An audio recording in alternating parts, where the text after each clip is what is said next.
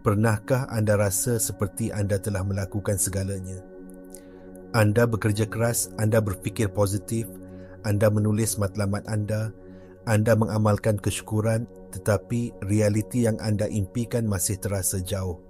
Seolah-olah ada satu dinding halimunan yang menghalangnya.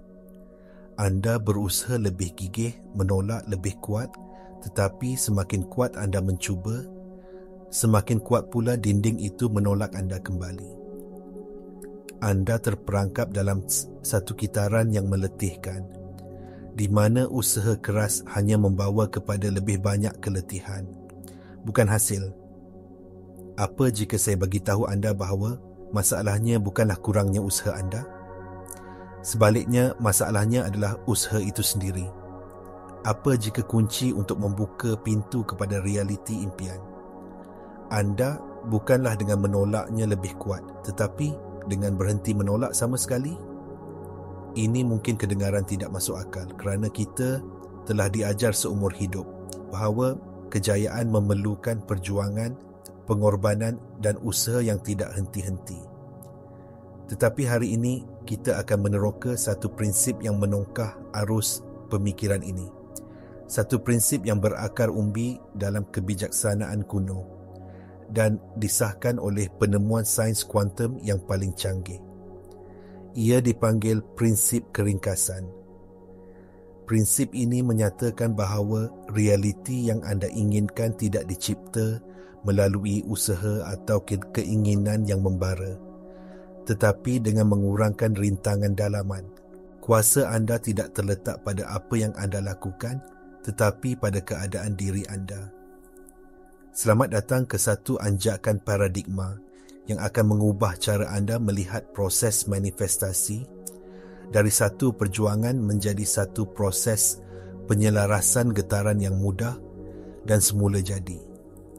Bersedia untuk belajar bagaimana untuk membiarkan realiti anda terbentuk, bukannya memaksanya untuk wujud. Prinsip keringkasan beroperasi pada satu idea teras yang sangat radikal. Semakin kurang rintangan dalam medan tenaga anda, semakin cepat realiti akan terbentuk. Bayangkan anda cuba menala siaran radio. Jika terdapat banyak gangguan statik, anda tidak akan mendengar muzik dengan jelas. Usaha yang anda lakukan untuk mendengar lebih teliti tidak akan menghilangkan statik itu. Apa yang anda perlu lakukan ialah menala frekuensi dengan betul. Dalam konteks manifestasi, rintangan adalah statik itu. Rintangan ini bukanlah satu daya luaran. Ia adalah satu keadaan dalaman. Ia adalah gabungan keinginan yang kuat dengan keraguan, ketakutan, pemikiran yang berlebihan dan keperluan untuk mengawal setiap perincian hasil. Apabila anda menginginkan sesuatu dengan terdesak sambil dalam hati berbisik, adakah ini mungkin? Bagaimana ia akan berlaku? Saya tidak rasa saya layak. Anda sedang menghantar isyarat yang bercanggah dan penuh statik kepada alam semesta. Untuk memahami bagaimana ini berfungsi, kita perlu melihat model realiti kuantum. Ahli fizik terkemuka David Bohm mencadangkan bahawa realiti yang kita lihat, yang beliau panggil medan zahir ataupun explicate order, hanyalah unjuran daripada satu dimensi yang lebih dalam dan tidak kelihatan, yang dipanggil medan tersirat ataupun implicate field. Dalam medan tersirat ini, segala kemungkinan wujud serentak sebagai gelombang kebarangkalian. Kekayaan, kesihatan yang sempurna, hubungan yang harmoni, kerjaya impian anda, semua versi realiti ini sudah pun wujud dalam bentuk tenaga tulen. Anda tidak perlu menciptanya dari kosong. Tugas anda bukanlah untuk mencipta, tetapi untuk memilih. Bagaimana anda memilih? Bukan dengan usaha fizikal, tetapi dengan penyelarasan getaran. Anda perlu menjadi padanan getaran kepada realiti yang telah anda pilih. Medan kuantum tidak bertindak balas kepada apa yang anda mahu. Ia bertindak balas kepada siapa anda. Ia memantulkan kembali kepada anda frekuensi yang anda pancarkan. Apabila frekuensi anda jelas, mudah dan tidak mempunyai rintangan, medan itu boleh memantulkan realiti yang sepadan dengan jelas dan pantas. Maka, bagaimana kita mencapai penyelarasan ini? Jawapannya terletak pada kesederhanaan. Penyelarasan adalah keadaan emosi dan mental yang ringkas dan bersih. Guru mistik Neville Goddard menamakannya sebagai penghayatan impian yang telah termakbul. Ini bukan tentang memaksa diri anda untuk berasa gembira atau positif. Ia adalah satu keadaan kepastian yang mendalam dan tenang, satu pengetahuan dalaman yang senyap bahawa apa yang anda inginkan sudah pun menjadi milik anda dalam dimensi yang tidak kelihatan. Ia adalah satu perasaan lega, damai dan kesyukuran untuk sesuatu yang belum lagi anda lihat dengan mata kasar, tetapi sudah anda rasai dengan seluruh jiwa anda. Keadaan dalaman yang koheren inilah isyarat yang jelas dan kuat yang difahami oleh medan kuantum. Apabila fikiran dan perasaan anda bersatu dalam kepercayaan yang mudah ini, tanpa dicemari oleh keraguan atau ketakutan, anda mencipta satu tanda tangan tenaga yang unik.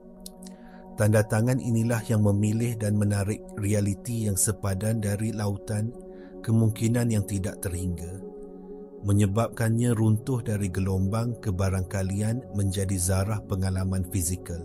Ini adalah kuasa keringkasan. Satu kesilapan besar yang sering kita lakukan ialah mengelirukan antara pemerhatian kuantum dengan pengawasan. Dalam eksperimen celah ganda yang terkenal, para saintis mendapati bahawa tindakan memerhati zarah subatomik mengubah kelakuannya dari gelombang kebarangkalian kepada zarah yang nyata. Ini membawa kepada idea bahawa kesedaran kita membentuk realiti. Tetapi apa sebenarnya maksud memerhati? Pemerhatian kuantum yang sebenar adalah satu fokus dalaman. Ia adalah tindakan mengarahkan kesedaran anda kepada perasaan hasil akhir. Ia adalah menghayati keadaan impian yang telah tercapai, merasainya dengan setiap sel dalam badan anda seolah-olah ia sudah berlaku sekarang. Ini adalah pemerhatian yang mencipta. Sebaliknya, pengawasan adalah perbuatan yang didorong oleh keraguan. Ia adalah tindakan sentiasa memeriksa realiti luaran untuk mencari bukti. Anda melihat akaun bank anda memeriksa telefon anda bertanya kepada orang lain jika mereka nampak sebarang tanda. Setiap kali anda melakukan pengawasan, anda sebenarnya sedang memancarkan isyarat yang sangat kuat kepada medan kuantum. Saya tidak percaya ia akan datang. Saya ragu-ragu. Saya tidak yakin. Pengawasan menyiarkan ketidakpercayaan dan kekurangan, dan dengan itu ia menangguhkan atau menghalang manifestasi. Medan itu hanya memantulkan kembali getaran anda. Jika anda menyiarkan getaran keraguan, anda akan mendapat lebih banyak sebab untuk meragui. Berhenti mengawasi dunia luar anda. Sebaliknya, jadilah pemerhati yang setia kepada dunia dalaman anda. Rintangan yang paling besar dan paling licik yang menghalang kita daripada mencapai keadaan keringkasan ini ialah apa yang saya panggil gelung usaha. Ini adalah satu kitaran bawah sedar yang berpunca daripada satu kepercayaan teras yang berakar umbi. Saya tidak cukup baik. Kerana kepercayaan ini, kita merasakan bahawa kita perlu membuktikan kelayakan kita. Kita perlu bekerja lebih keras, berjuang lebih gigih dan menderita untuk mendapatkan apa yang kita mahu. Kita percaya secara tidak sedar bahawa kita perlu mendapatkan cinta, kejayaan atau kekayaan. Gelung usaha ini adalah satu lingkaran ketakutan. Takut tidak mencukupi, takut gagal, takut tidak layak. Ketakutan ini menjana tenaga yang sangat tidak koheren, seperti bunyi bising yang memekakkan. Apabila anda beroperasi dari gelung usaha, setiap tindakan anda, walaupun kelihatan positif, dicemari oleh getaran kekurangan. Anda menghantar isyarat yang bercelaru kepada medan kuantum. Di satu pihak, anda berkata, saya mahu kekayaan. Di pihak lain, tenaga anda menjerit, tetapi saya perlu berjuang untuknya kerana saya tidak layak menerimanya dengan mudah. Medan kuantum yang hanya bertindak balas kepada kejelasan getaran menjadi keliru. Ia tidak dapat mentafsir isyarat yang statik dan bercanggah ini. Hasilnya, tiada apa-apa atau lebih banyak perjuangan. Keluar dari gelung usaha adalah langkah pertama untuk memeluk prinsip keringkasan. Kunci untuk memecahkan gelung usaha dan mencapai penyelarasan adalah dengan memahami kuasa koheren. Penyelidikan dari institut seperti HeartMath telah menunjukkan bahawa apabila hati dan otak kita berada dalam keadaan koheren, iaitu apabila emosi dan fikiran kita selari dan harmoni, badan kita menghasilkan medan elektromagnet yang sangat teratur, kuat dan meluas.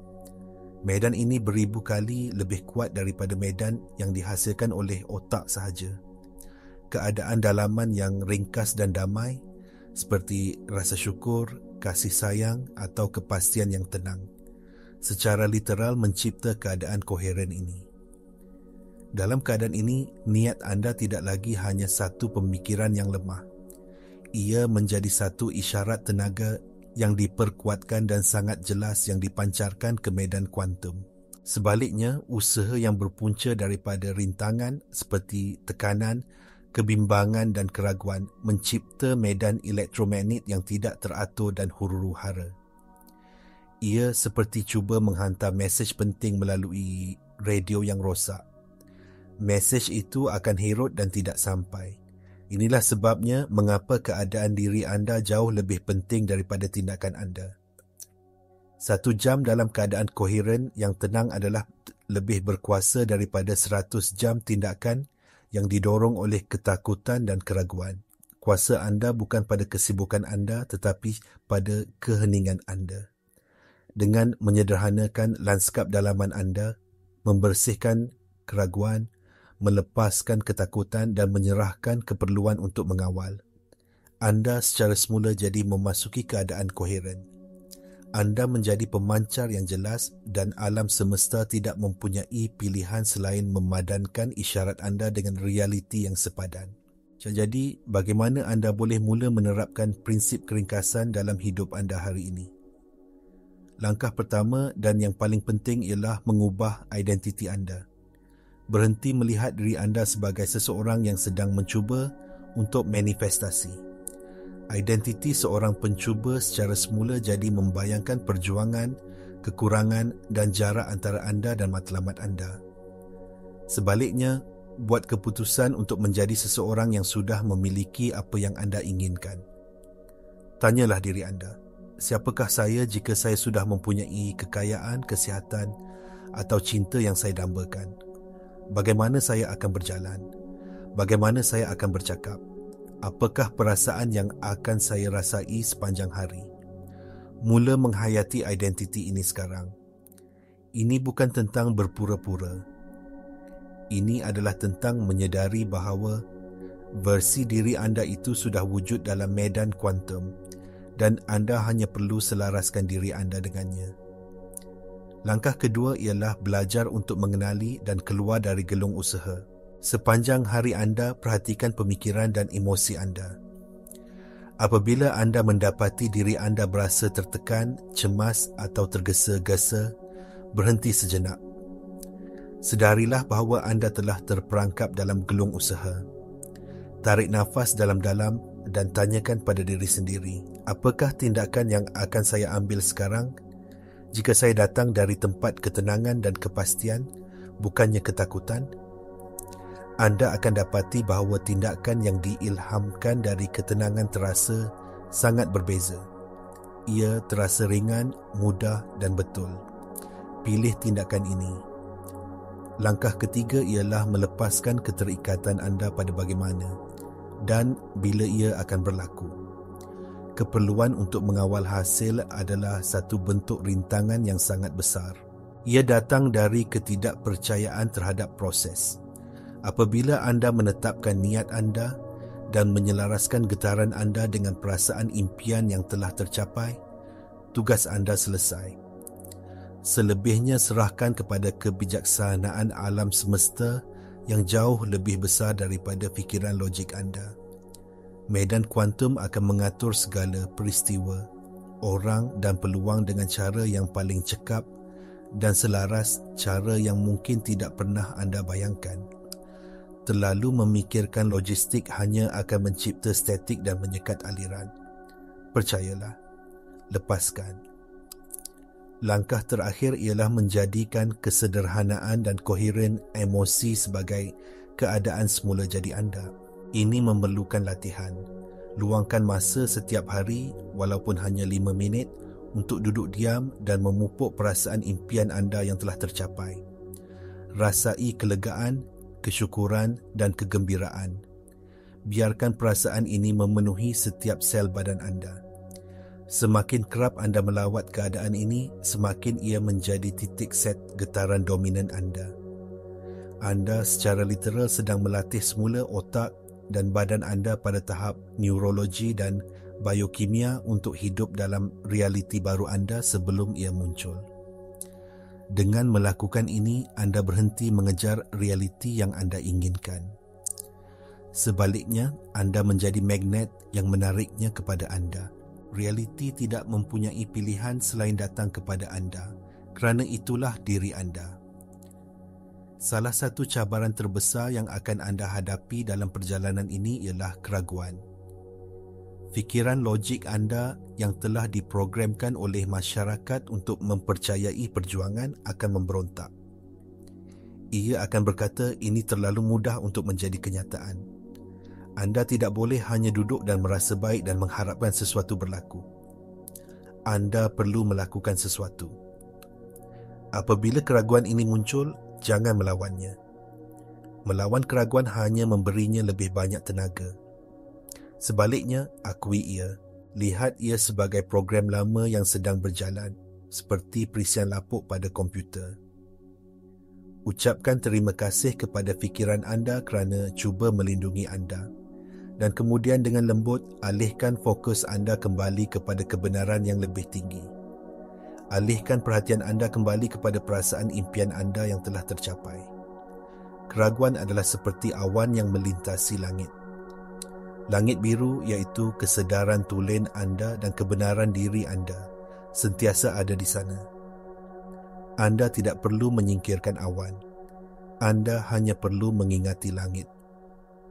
Setiap kali anda memilih untuk kembali kepada keadaan, kepastian dan kesyukuran, anda mengukuhkan laluan saraf yang baru. Anda sedang membina otot iman anda. Ingatlah, bukti epigenetik menunjukkan bahawa keadaan emosi kita boleh mengubah ekspresi gen kita. Ini bukan lagi falsafah, ia adalah biologi. Keadaan dalaman anda secara langsung mempengaruhi realiti fizikal anda pada tahap yang paling asas. Kebijaksanaan kuno juga menggemakan kebenaran ini. Dalam falsafah Vedanta, konsep Brahman merujuk kepada satu kesedaran tunggal yang tidak terbahagi yang merupakan sumber segala-galanya. Diri individu kita atau Atman bukanlah terpisah daripadanya tetapi adalah sebahagian daripadanya. Dengan menyelaraskan kesedaran individu kita dengan kehendak kesedaran sejagat melalui keadaan dalaman yang harmoni, kita membenarkan realiti terbentuk dengan mudah. Alkitab juga menyatakan, mintalah, maka akan diberikan kepadamu. Carilah, maka kamu akan mendapat. Ketuklah, maka pintu akan dibukakan bagimu. Perkataan meminta di sini boleh ditafsirkan bukan sebagai merayu dari tempat kekurangan, tetapi sebagai menuntut atau menyelaraskan diri dengan frekuensi penerimaan. Anda tidak meminta sesuatu yang anda tidak miliki. Anda menala diri anda kepada apa yang sudah menjadi milik anda dalam alam roh. Apabila anda stabil dalam keadaan penerimaan ini, anda tidak lagi terpengaruh oleh keadaan luaran. Walaupun dunia di sekeliling anda kelihatan tidak berubah, anda tetap teguh dalam pengetahuan dalaman anda. Kestabilan inilah yang merupakan kuasa magnet terkuat. Ia adalah kepercayaan yang tidak berbelah bahagi yang akhirnya memaksa dunia tiga dimensi untuk akur kepada acuan realiti dalaman anda.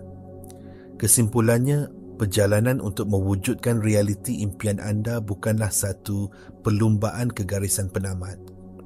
Ia adalah satu perjalanan kembali kepada diri anda sendiri, kepada keadaan semula, jadi anda yang penuh dengan kemudahan, kegembiraan dan kedamaian.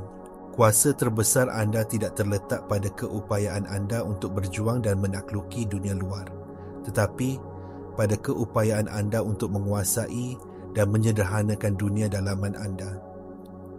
Prinsip keringkasan mengajar kita bahawa realiti tidak diperolehi melalui perjuangan, tetapi dibenarkan masuk melalui penyelarasan getaran.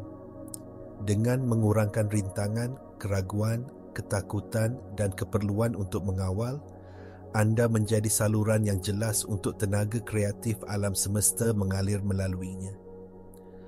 Anda berhenti menjadi penghalang kepada kebaikan anda sendiri. Mulai hari ini, saya menjemput anda untuk membuat satu komitmen. Komitmen untuk melepaskan perjuangan. Komitmen untuk mempercayai kesederhanaan. Setiap kali anda merasa tertekan atau terperangkap dalam gelung usaha, ingatlah mesej ini. Berhenti, bernafas dan kembali kepada perasaan impian anda yang telah tercapai. Jadikan koheren emosi sebagai keutamaan anda. Jadikannya amalan harian anda.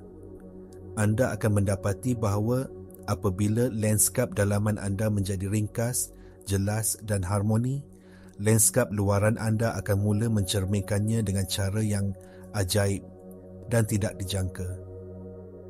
Anda bukan lagi mangsa keadaan. Anda adalah pencipta realiti yang sedar. Kuasa itu sentiasa ada dalam diri anda. Sudah tiba masanya untuk menuntutnya kembali, bukan dengan kekuatan tetapi dengan kelembutan. Bukan dengan usaha tetapi dengan penyerahan diri. Bukan dengan kerumitan tetapi dengan keringkasan yang mendalam.